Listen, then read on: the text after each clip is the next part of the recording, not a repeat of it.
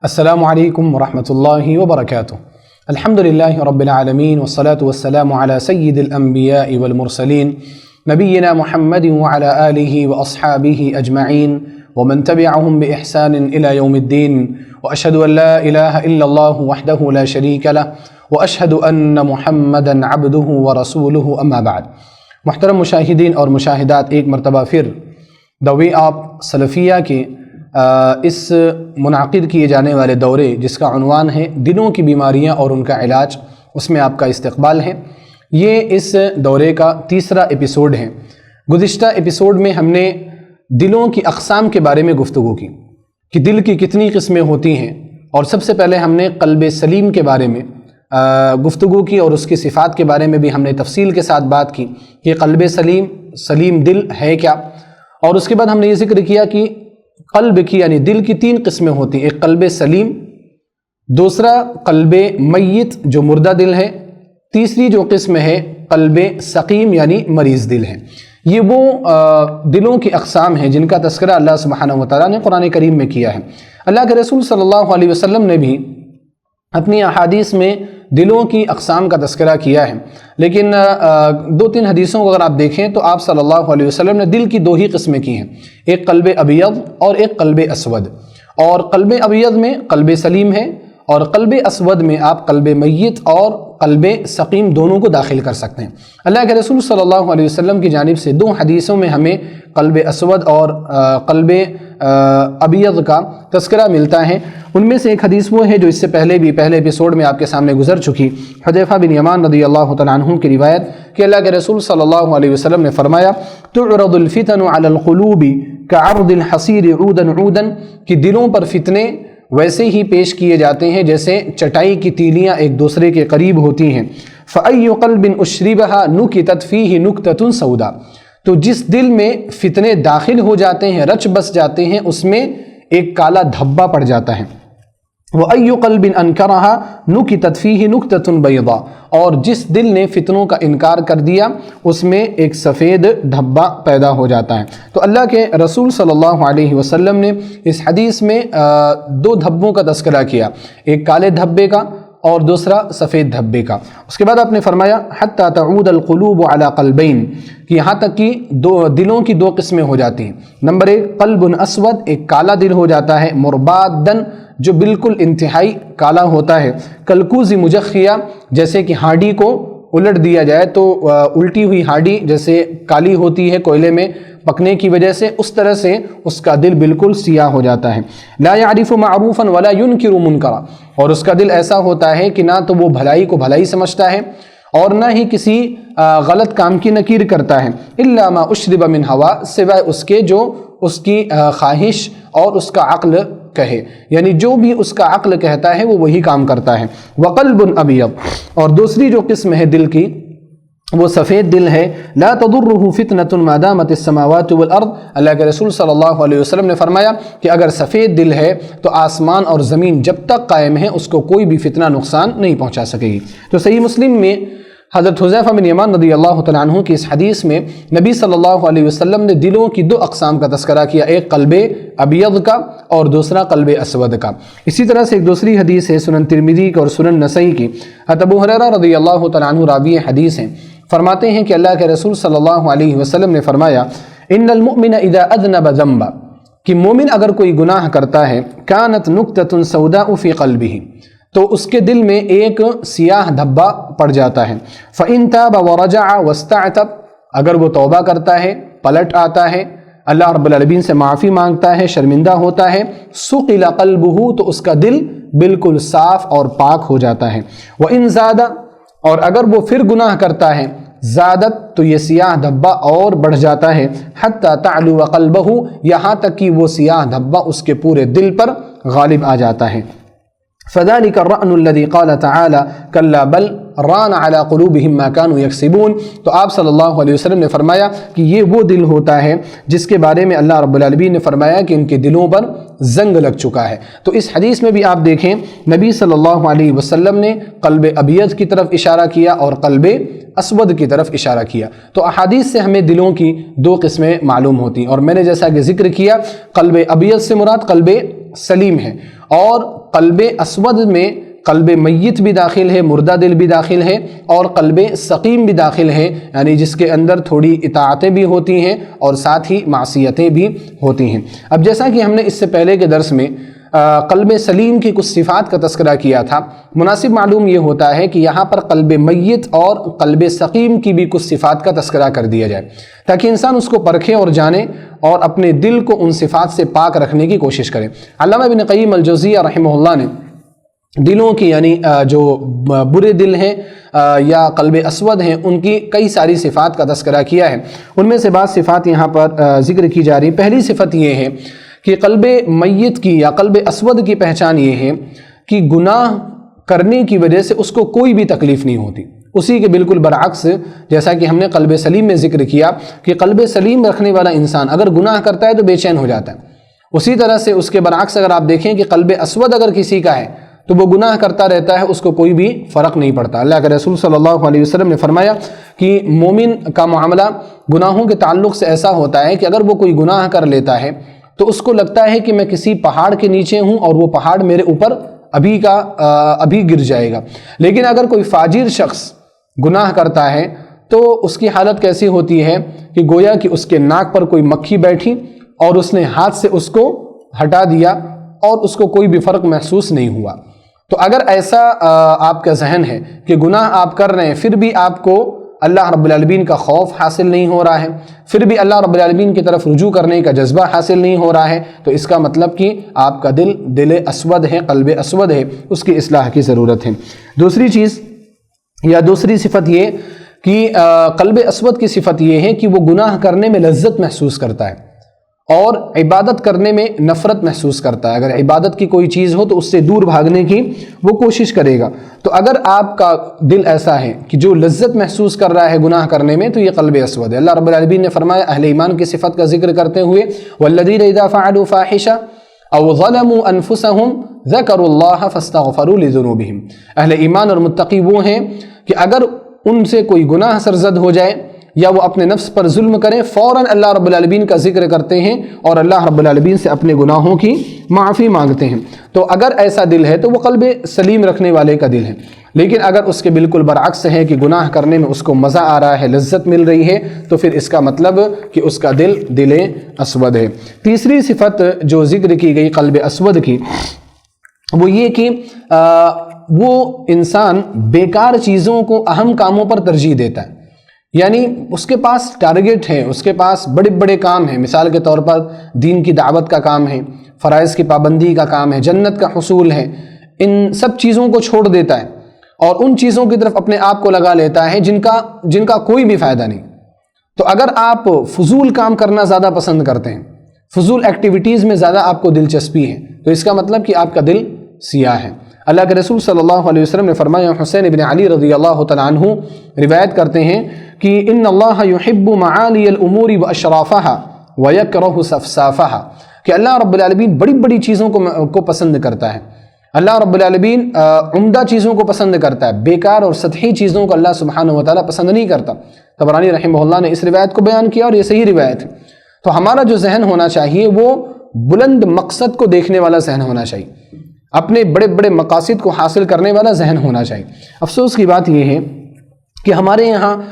اکثر و بیشتر لوگ اسی طرح کی حالت پر چل رہے ہیں کہ وہ بڑی چیزوں کو پسند نہیں کرتے، بیکار کی چیزوں پر اپنا وقت زیادہ ضائع کرتے ہیں۔ مثال کے طور پر سیاسی مسائل پر گفتگو کرنا، بہت سارے لوگ بیٹھے ہوئے رہتے ہیں، صبح سے شام ہو جاتی ہے سیاسی مسائل پر ہی گفتگو کرتے رہتے ہیں، اس نے ایسا کیا، اس نے ویسا کیا۔ ٹھیک ہے، سیاست کی بھی ہمیں خوب ہونی چاہیے،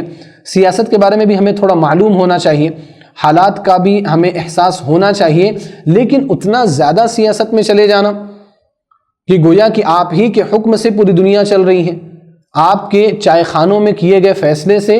پورے ہندوستان میں قانون بن رہا ہے، اس طور پر سیاست کے معاملات پر گفتگو کرنا یہ تو بے جا ہے، یہ تو فضول ہے۔ اور ہمارے یہاں سیاسی مسائل کو لے کر کے، سیاسی پارٹیز کو لے کر کے، سیاسی لیڈران کو لے کر کے ولا اور برا کا جذبہ ہے۔ آپ اس کو ماننے والے ہیں تو ہم آپ سے نفرت کرتے ہیں، آپ اس کو ماننے والے ہیں تو ہم آپ سے محبت کرتے رہتے ہیں۔ یہ بیکار کی چیزیں ہیں، انسان کو ان چیزوں میں اپنا وقت ضائع نہیں کرنا چاہیے۔ ہمارے یہاں بہت بڑے بڑے کام ہیں کرنے کو، ان کاموں کی طرف ہمیں توجہ کرنی چاہیے۔ ہمیں دعوت کا کام کرنا ہے، ہمیں لوگوں کی اصلاح کرنی ہے، ہمیں اپنے تقوی کو بہت مضبوط کرنا ہے، ہمیں اپنے ایمان کو مضبوط کرنا ہے، ہمیں صحابہ کرام کے جیسا بننے کی کوشش کرنا ہے، اس کے لیے ہمیں چھوٹی چھوٹی چیزوں کی قربانیاں دینا ضروری ہے۔ اسی طرح سے بات آئی ہے تو میں یہ کہہ دیتا ہوں کہ ہمارے یہاں آپ مسجدوں میں دیکھو، مسجدوں کا کام کیا ہے؟ مسجدوں کا کام ہے پورے بستی کی اصلاح کرنا، عوام کی اصلاح کرنا، اور عوام کو صحیح راہ پر لا کر کے روکنا، ان کو حدیثیں سنانا، ان کو قرآن کریم کی آیات سنانا، لوگوں کو نمازی بنانا، لوگوں کو روزوں کا پابند بنانا، یہ سب ہمارے مقاصد میں ہے۔ لیکن ہم یہ دیکھتے ہیں کہ ہم ان مقاصد سے ہٹ کر کے فضول کے کاموں میں پڑے ہوئے، کوئی انسان، کوئی امام، کوئی مصلی جو ہے وہ امام کی برائیاں تلاش کر رہا ہے، کوئی امام مصلیوں کے پیچھے پڑا ہوا ہے۔ ہمارے یہاں بیکار کی چیزوں کو لے کر کے ہم زیادہ دلچسپی ظاہر کرتے ہیں، تو اگر ہم ایسے رہیں تو ہم اپنے مقاصد کو کبھی بھی حاصل نہیں کر سکتے۔ اور ایسا سوچ رکھنے والا، ایسی فکر رکھنے والا وہ شخص ہے جس کا دل سیاہ ہے، اس کا دل کالا ہے، اس کو اپنے دل کو صحیح کرنے کی ضرورت ہے، کیونکہ اللہ رب العالمین تو ہمیں اونچی سوچ رکھنے کا حکم دے رہا ہے، اللہ رب العالمین ہمیں بلندی کی طرف جانے کا حکم دے رہا ہے، اور ہم جو ہیں ہم سطحی چیزوں کی طرف آ جاتے ہیں، بیکار کی چیزوں کو لے کر کے بڑے مسائل پیدا کر دیتے ہیں، اختلافات پیدا کر دیتے ہیں، انتشارات پیدا کر دیتے ہیں۔ یہ ایک مومن کی پہچان نہیں ہے، اور ایک قلب سلیم رکھنے والے کی پہچان نہیں ہے۔ اسی طرح سے چوتھی جو صفت ہے قلب اسود کی، وہ یہ ہے کہ وہ حق کو ناپسند کرتا ہے، اور حق بات اگر اس کے سامنے بیان کی جائے تو اس کا دل تنگ ہونے لگ جاتا ہے۔ جیسے اللہ رب العالمین نے فرمایا وَإِذَا ذُكِرَ اللَّهُ وَحْدَهُ اشْمَأَزَّتْ قُلُوبُ الَّذِينَ لَا يُؤْمِنُونَ بِالْآخِرَةِ، کہ جب تنہا اللہ رب العالمین کا ذکر ہوتا ہے، توحید کا تذکرہ ہوتا ہے، تو ان کے دلوں میں تنگی پیدا ہونے لگ جاتی ہے جو آخرت کے دن پر ایمان نہیں رکھتے۔ وَإِذَا ذُكِرَ الَّذِينَ مِن دُونِهِ إِذَا هُمْ يَسْتَبْشِرُونَ، لیکن جب اللہ رب العالمین کے ساتھ دوسرے شرکاء کا تذکرہ ہوتا ہے تو وہ خوش ہو جاتے ہیں۔ یہ قلب اسود رکھنے والے کی پہچان ہے، یہ مشرک اور کافر کے دل کی پہچان ہے کہ حق بات جب اس کے سامنے بیان کی جائے تو وہ اس کو سننے کو تیار نہ ہو، اور جب باطل باتیں اس کے سامنے ذکر کی جائیں تو وہ سنتا ہو۔ گانے لگا دو سنتا رہے گا، فلمیں لگا دو دیکھتا رہے گا، پورا دن فلمیں دیکھ لے گا، ایپیسوڈز لگا دو اس کو، سیریلز دکھا دو، وہ ایک دن میں 5 گھنٹے مسلسل بیٹھ کر کے وہ ایپیسوڈ دیکھے گا۔ لیکن اگر اس کو یہ کہہ دو کہ 5 منٹ آپ قرآن کریم کی تلاوت سن لو، 1 گھنٹے فلاں شیخ کا درس سن لو، تو وہ اس کے لیے کبھی بھی تیار نہیں ہوگا۔ حق کو ناپسند کرتا ہے، حق کی وجہ سے اس کا سینہ تنگ ہو جاتا ہے۔ بہت سارے لوگ ایسے ہیں کہ وہ گانا وغیرہ سن کر کے، فلمیں دیکھ کر کے اتنا زیادہ ان کا دل سیاہ ہو چکا ہے کہ وہ 2 منٹ بھی قرآن کریم کی تلاوت برداشت نہیں کرتے۔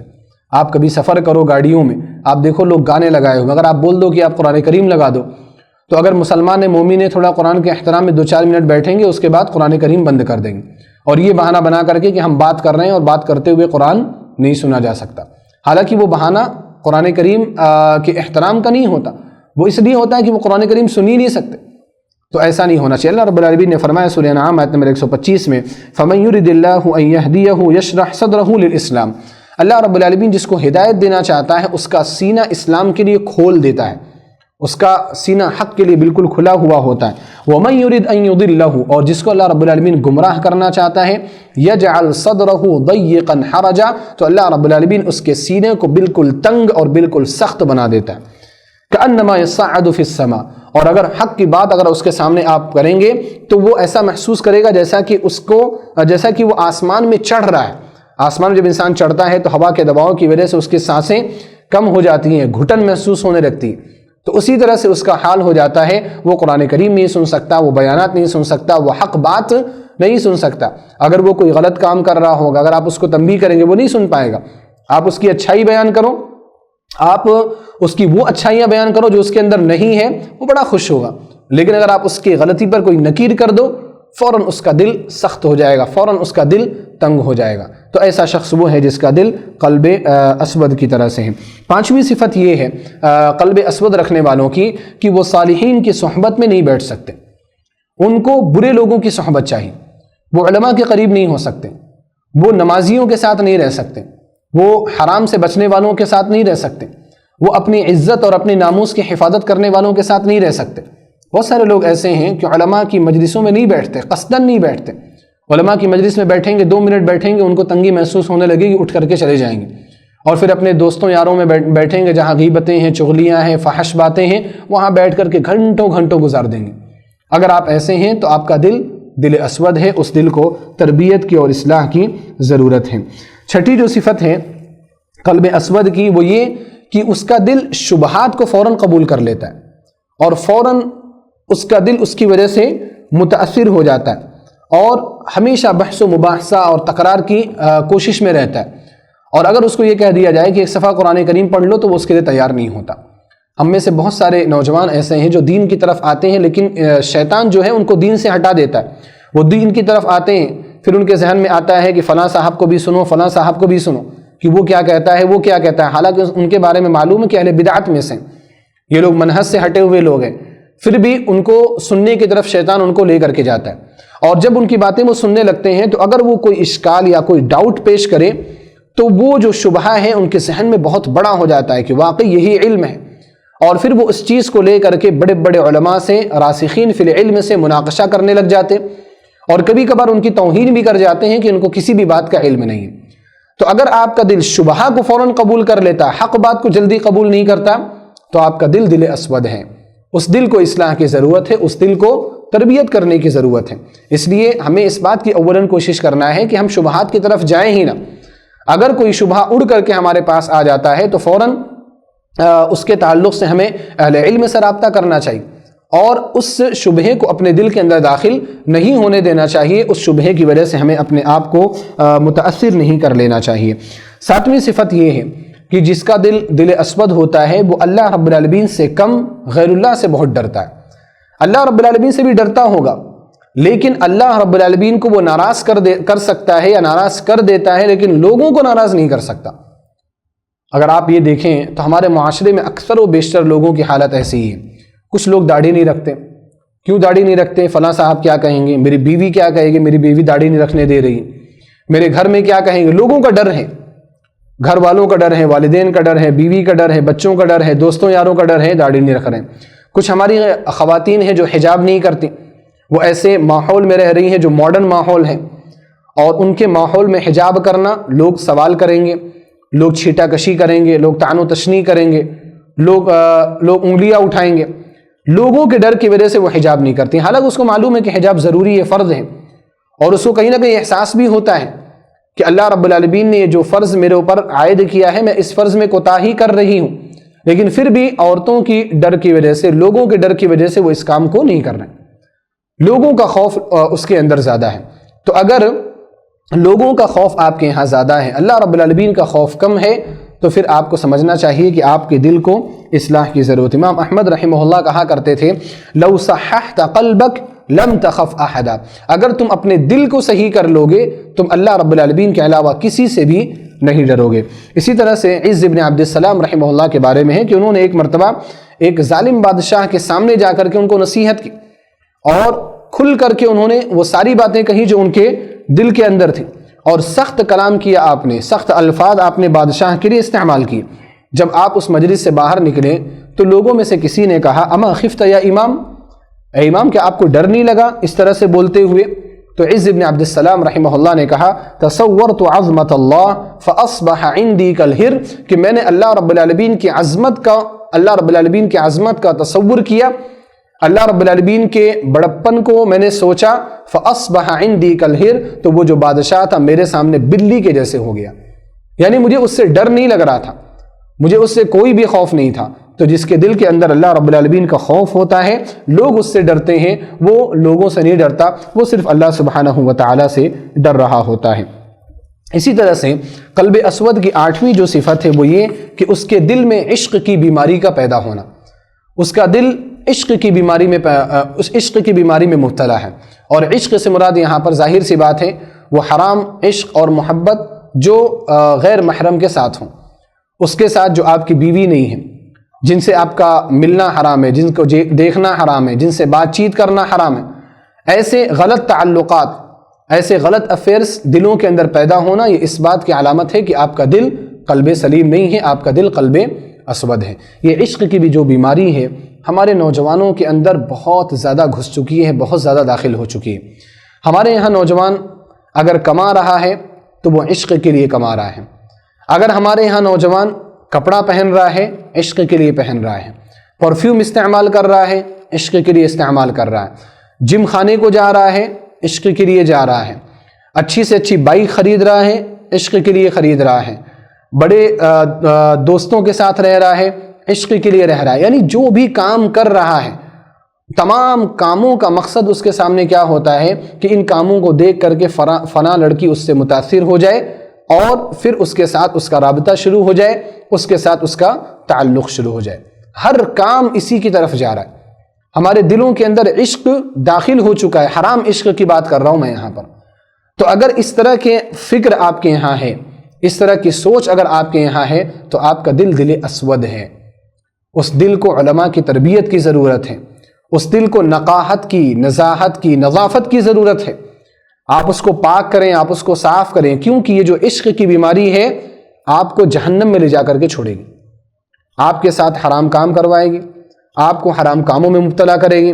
آپ کو والدین سے دور کرے گی، آپ کو ایمان اور اسلام سے دور کرے گی، آپ کو آپ کے اچھے دوست و احباب سے دور کرے گی، یہاں تک کہ آپ دنیا سے کٹ جائیں گے، آپ کا کوئی ساتھی نہیں ہوگا، آپ کے پاس دین نہیں ہوگا، آپ کے پاس تقوی نہیں ہوگا، آپ کے پاس ایمان نہیں ہوگا۔ لہذا عشق جو ہے یہ بہت ہی خطرناک قسم کی بیماری ہے۔ اس بیماری سے بچنا اور اس بیماری سے محفوظ رہنا ہمارے لیے ضروری ہے۔ تو اگر عشق کی طرف آپ کا ذہن مائل ہوتا ہے، آپ کا دل مائل ہوتا ہے، تو آپ اس بات کو سمجھ لیں کہ آپ کا دل اسود ہے۔ شیخ الاسلام علامہ ابن تیمیہ رحمہ اللہ فرماتے ہیں وَمَا يُبْتَلَى بِالْعِشْقِ أَحَدٌ إِلَّا لِنَقْصِ تَوْحِيدِهِ وَإِيمَانِهِ کہ اگر کوئی شخص عشق کی بیماری میں مبتلا ہوتا ہے تو یہ اس بات کی علامت ہے کہ اس کے یہاں توحید کم ہے اور اس کے یہاں ایمان کم ہے۔ وَإِلَّا فَالْقَلْبُ الْمُنِيبُ فِيهِ صَارِفَانِ يَصْرِفَانِهِ عَنِ الْعِشْقِ ورنہ جو قلب منیب ہے، قلب سلیم ہے، اللہ کی طرف رجوع کرنے والا جو دل ہے، اس کے اندر دو ایسی چیزیں ہوتی ہیں جو اس کو عشق جیسی بیماریوں سے دور رکھتی ہیں۔ پہلی صفت کیا ہے؟ انابتہ الی اللہ و محبتہ لہ، کہ وہ دل اللہ رب العالمین کی طرف رجوع کرتا ہے، وہ دل اللہ رب العالمین سے محبت کرتا ہے، یہ پہلی صفت ہے۔ وخوفہ من اللہ، اور دوسری صفت اللہ رب العالمین کا ڈر۔ تو اگر دل کے اندر اللہ کی محبت ہے، اللہ رب العالمین کی طرف رجوع کرنے کا جذبہ ہے، اور اسی طرح سے اگر دل کے اندر اللہ رب العالمین کا خوف ہے، تو یہ چیزیں ہمیں عشق سے اور اس طرح کی بیماریوں سے ہمیں دور رکھتی ہیں۔ تو اس لیے عشق جیسی بیماری کو سمجھنا ہمارے لیے ضروری ہے، کیونکہ یہ ہمارے دل کو مردہ بنا دیتی ہے، ہمارے دل کو کسی بھی کام کا نہیں چھوڑتی ہے۔ ایک آخری جو قلب اسود کی جو صفت ہے وہ یہ ہے، علامہ ابن القیم الجوزیہ رحمہ اللہ نے فرمایا کہ وہ اچھائی کو اچھائی نہیں سمجھتا اور برائی کا انکار نہیں کرتا، اور کبھی بھی وہ نصیحت کی وجہ سے متاثر نہیں ہوتا۔ یہ بھی آپ دیکھیں، ہمارے یہاں آج اچھائی اور برائی کا معیار بدل چکا ہے۔ ہمارے یہاں اچھائی اور برائی کا معیار کیا ہے؟ ہماری عقل۔ ہماری عقل جسے اچھا سمجھتی ہے ہم اسے اچھا سمجھتے ہیں، ہماری عقل جسے برا سمجھتی ہے ہم اسے برا سمجھتے ہیں۔ حالانکہ اچھائی اور برائی کا معیار کیا ہے؟ کتاب و سنت ہے۔ اللہ سبحانہ و تعالیٰ نے جس کو خیر کہا وہ خیر، جس کو شر کہا وہ شر۔ چاہے عقل ہماری خیر کو شر مانے، چاہے عقل ہماری شر کو خیر مانے، اس سے فرق نہیں پڑتا۔ فرق کس سے پڑتا ہے کہ کتاب و سنت میں خیر کیا ہے، کتاب و سنت میں شر کیا ہے۔ تو اگر کسی شخص کا دل ایسا ہے، کسی شخص کی سوچ ایسی ہے کہ وہ کسی بھی اچھائی کو اچھائی سمجھنے کے لیے تیار نہیں ہے، ہم میں سے بہت سارے لوگ ایسے ہیں جو نمازیوں کو حقارت کی نگاہ سے دیکھتے ہیں۔ جو شخص نمازوں کا پابند ہے اس کو حقارت کی نگاہ سے کیا کرنے جا رہے ہیں، وقت ضائع کرنے جا رہے ہیں، حالانکہ وہ مسلمان ہے، اس کا نام اسلامی ہے، اس کا گھر مسلمانوں کا گھر ہے، وہ مسلمان گھرانے میں پیدا ہوا ہے، لیکن اس کو اس بات کا بھی احساس نہیں ہے کہ یہ اچھی چیز ہے، بلکہ الٹا لوگوں کو نمازوں سے روکا جا رہا ہے۔ گھر کی عورتیں، مائیں اپنے جوان بچوں کو نمازوں سے روک رہی ہیں۔ لا يعرف معروفا، وہ بھلائی کو بھلائی نہیں سمجھتے، ولا ينکر منکرا، اور نہ ہی وہ منکر کو منکر سمجھتے، یعنی نہ غلط کو غلط سمجھ رہے ہیں۔ ہمارے ہاں دیکھو آج میوزک کو غلط نہیں سمجھا جا رہا ہے، گانا سننے کو غلط نہیں سمجھا جا رہا ہے، آج ہمارے یہاں غلط تعلقات کو غلط نہیں سمجھا جا رہا ہے، ہمارے یہاں گالی دینے کو غلط نہیں سمجھا جا رہا ہے، ہمارے یہاں سنت کی مخالفت کو غلط نہیں سمجھا جا رہا ہے، ہمارے یہاں نماز چھوڑنے کو غلط نہیں سمجھا جا رہا ہے، ہمارے یہاں روزہ چھوڑنے کو غلط نہیں سمجھا رہا ہے، کسی بھی چیز کو غلط نہیں سمجھا جا رہا ہے، بلکہ اس کے بالکل برعکس اگر کوئی شخص نمازوں کا پابند ہے، روزوں کا پابند ہے، اسے دقیہ نوز سمجھا جا رہا ہے، اور اگر کوئی شخص غلط تعلقات قائم کر رہا ہے لڑکیوں کے ساتھ تو اس کو بڑا ماڈرن سمجھا جا رہا ہے۔ یہ سب دلوں کے سیاہ ہونے کی علامات ہیں، تو ہمیں ان علامات کو سمجھنا چاہیے اور اپنے دلوں کو ان سے پاک کرنے کی کوشش کرنی چاہیے۔ یہاں بالکل اخیر میں یہ بات بھی بتانی ضروری ہے کہ جس طرح سے قلب سلیم ہمارے لیے ضروری ہے، قلب سلیم کی صفات ہیں، اسی طرح سے ہمیں یہ جاننا بھی ضروری ہے کہ اللہ رب العالمین ہمارے دلوں کو آزماتا بھی ہے۔ یہ جو قلب سلیم ہے، قلب سلیم پیدا کرنا کچھ آسان نہیں ہے۔ اللہ رب العالمین اچھے دل کو بھی آزماتا ہے۔ اللہ نے کیا فرمایا؟ وَنَبْلُوكُمْ بِالشَّرِّ وَالْخَيْرِ فِتْنَةً، کہ اے لوگوں ہم تمہیں کبھی شر کی وجہ سے آزمائیں گے، کبھی خیر کی وجہ سے بھی آزمائیں گے، اور یہ سب تمہارے لیے فتنہ کی چیزیں بن سکتی ہیں۔ تو اللہ رب العالمین اس دل کو بھی آزماتا ہے، قلب سلیم کو بھی آزماتا ہے۔ تو یہاں پر میں قلب سلیم کی کیسے آزمائش ہوتی ہے، کہاں پر آزمائش ہوتی ہے، ان کے چند جگہوں کا تذکرہ کر کے میں انشاءاللہ اپنی بات ختم کروں گا۔ تو پہلی چیز جہاں پر اللہ رب العالمین دل کو آزماتا ہے، جیسا کہ میں نے اس سے پہلے بھی ذکر کیا، عبادت ہے۔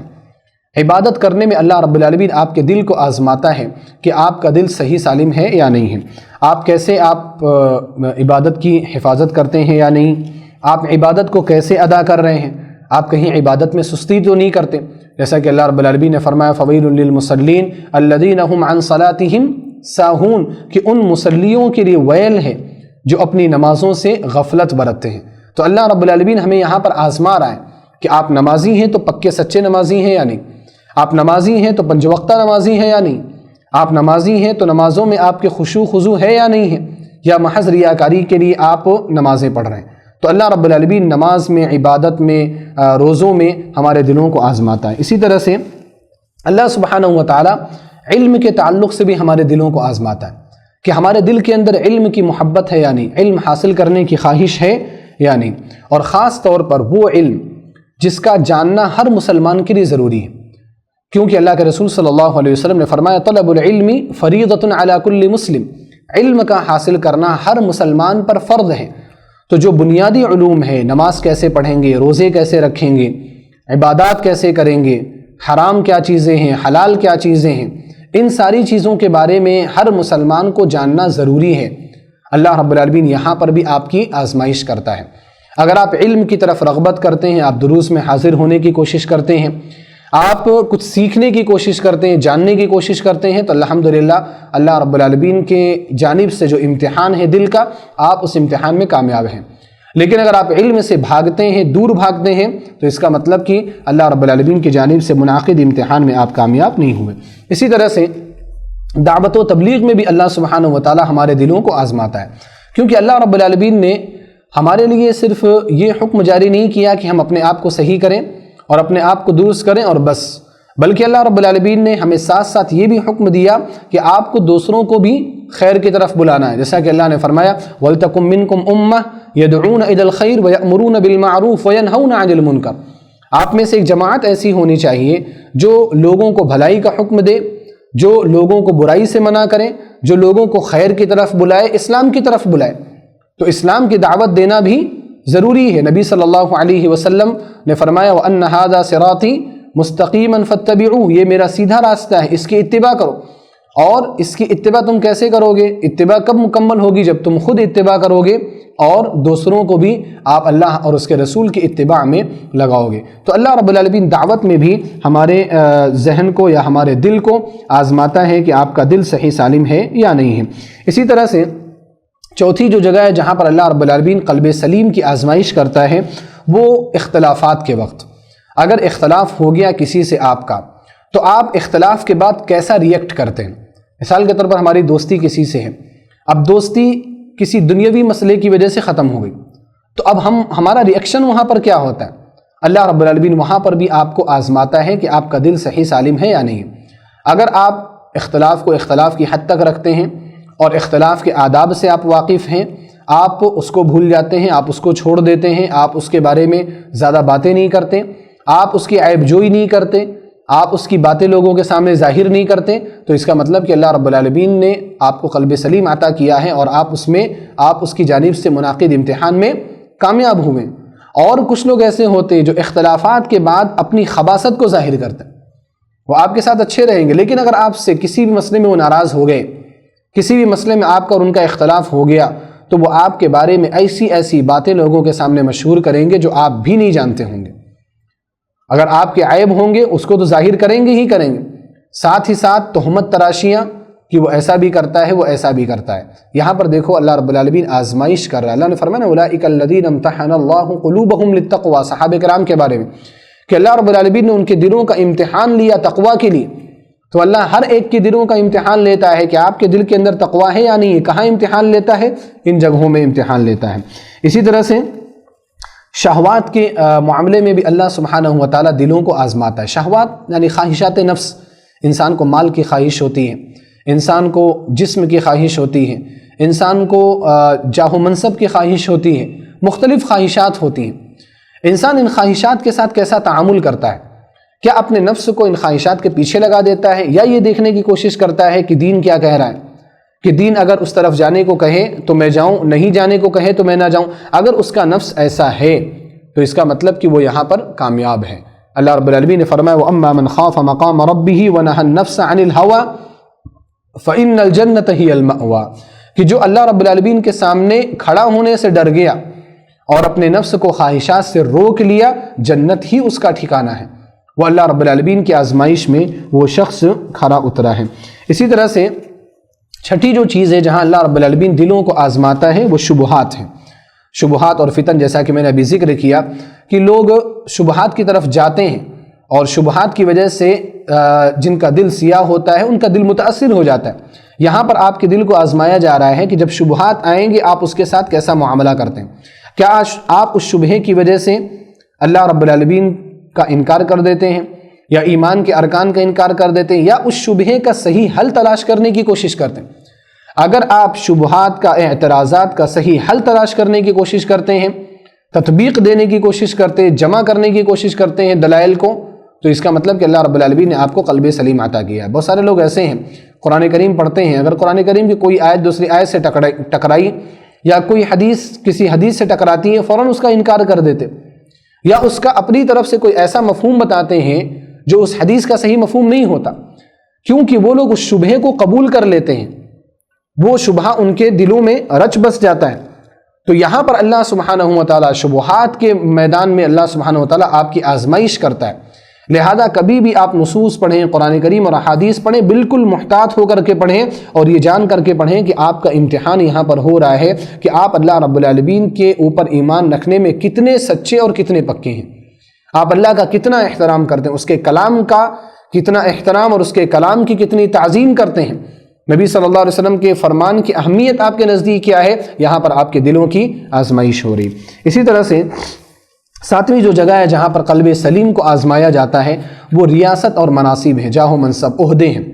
عہدے ایسے ہیں جن کی طرف ہر انسان کا نفس مائل ہوتا ہے، ہر ایک کی خواہش ہوتی ہے کہ اس کو مقام ملے، اس کو منصب ملے، لیکن آپ اس خواہش کے پیچھے اگر آپ بھاگ رہے ہیں تو اللہ سبحانہ و تعالیٰ آپ کو دیکھ رہا ہے۔ قلب سلیم رکھنے والا انسان کبھی بھی عہدے کے پیچھے بھاگتا نہیں۔ اگر عہدہ اس کے پاس آ گیا تو وہ انبیاء کرام کی طرح سے اور بادشاہوں، جو صحیح بادشاہ گزرے، ان کی طرح سے وہ اپنے فرائض کو اور اپنی ذمہ داریوں کو بحسن و خوبی ادا کرنے کی کوشش کرتا ہے، لیکن وہ عہدوں کی خواہش نہیں کرتا، اور اللہ کے رسول صلی اللہ علیہ وسلم نے اس کی خواہش کرنے سے منع کیا ہے۔ آج ہمارے ماحول میں، ہمارے معاشرے میں آج ہر شخص عہدوں کے پیچھے بھاگ رہا ہے، ہر شخص کرسی کے پیچھے بھاگ رہا ہے، اس کو عہدہ چاہیے، اس کو ٹائٹل چاہیے، اس کو کوئی مقام چاہیے، حالانکہ اس کے پاس اہلیت نہیں ہوتی، اس کے پاس صلاحیت نہیں ہوتی، اور اس کے لیے کیسے کیسے سیاسی حربے اپنائے جاتے ہیں، کیسی کیسی سیاسی تدبیریں کی جاتی ہیں، کیا کچھ نہیں کیا جاتا ہے، وہ ہم سب اس کے بارے میں جانتے ہیں۔ یہاں پر آپ کے دل کی آزمائش ہو رہی ہوتی ہے کہ آپ کا قلب سلیم ہے یا قلب سلیم نہیں ہے۔ ایک آخری چیز جہاں اللہ رب العالمین دلوں کو آزماتا ہے وہ حسب و نسب ہے۔ اگر اللہ رب العالمین نے آپ کو اچھے خاندان میں پیدا کیا تو یہ آپ کی بہت بڑی آزمائش ہے کہ آپ اچھے خاندان میں پیدا ہونے کے بعد تکبر کا شکار ہوتے ہیں یا نہیں ہوتے، کیونکہ بہت سارے لوگ اچھے خاندان میں اگر پیدا ہو گئے تو پھر وہ اسٹیٹس کی باتیں کرنے لگ جاتے ہیں کہ ہمارا اسٹیٹس ایسا ہے، ہمیں ایسے اسٹیٹس والوں کے ساتھ ہی رہنا ہے، ایسے لوگوں کے ساتھ ہی اٹھنا بیٹھنا ہے، ایسے لوگوں کے ہاں ہی نکاح کرنا ہے، ایسے لوگوں کے ہاں ہی تعلقات قائم کرنے ہیں۔ اگر آپ اسٹیٹس کو لے کر کے زیادہ فکر مند ہیں اور آپ زیادہ اس کی بات کرتے ہیں تو آپ اس بات کو جانیے کہ آپ امتحان میں فیل ہو چکے، اللہ نے آپ کو آزمایا، کیونکہ حسب و نسب آپ کے ہاتھ سے حاصل کی ہوئی چیز نہیں ہے، آپ نے اس کو حاصل نہیں کیا ہے۔ میں کہا کرتا ہوں دروس میں کہ حسب و نسب پر جو فخر کرتا ہے، کیا آپ کو اللہ رب العالمین نے پیدا ہونے سے پہلے کوئی فارم دیا تھا فل اپ کرنے کے لیے کہ آپ فارم فل اپ کریے کہ آپ کو کس خاندان میں پیدا ہونا ہے، کس گھر میں آپ کو جانا ہے؟ کہ آپ کو ایسا کوئی آپشن ملا تھا؟ نہیں ملا تھا۔ جب نہیں ملا تھا، اللہ رب العالمین نے اپنی طرف سے احسان کرتے ہوئے آپ کو بڑے خاندان میں پیدا کر دیا، تو فخر کس بات کی؟ آپ کا اس میں کیا دخل ہے؟ آپ کا اس میں کیا عمل ہے؟ تو یہاں پر اللہ رب العالمین آزماتا ہے کہ آپ یہاں حسب و نسب کی بنا پر تکبر کے شکار ہو رہے ہیں یا نہیں ہو رہے ہیں، غریبوں کو آپ حقیر سمجھتے ہیں یا نہیں سمجھتے ہیں۔ تو خلاصہ کیا ہے